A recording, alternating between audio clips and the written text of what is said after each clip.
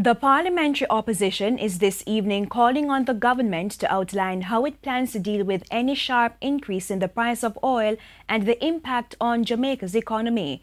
Opposition spokesman on finance Mark Golding raised the issue as the Andrew Holness administration has stopped Jamaica's oil hedge fund. Details in this report.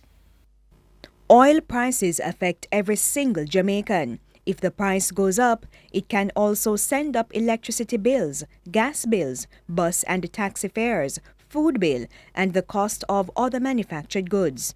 At the end of May 2017, oil was selling for roughly $50 per barrel. On Friday, oil closed at roughly $70. That's an almost 40% increase.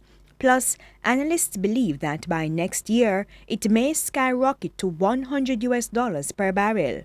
And so the parliamentary opposition is concerned. The budget for this year was cast on an assumption of a $56 oil price on average. And the oil price is already well above that.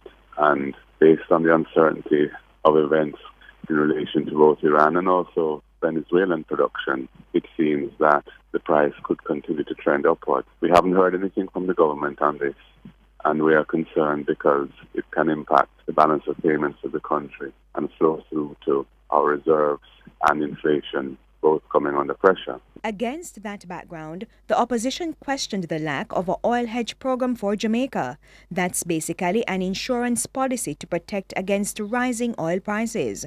It was put in place under the former PNP administration. The JLP government discontinued that hedging program, but didn't lower the taxes that had been put in place to pay for it, but instead have used those taxes to pay for their 1.5 election promise.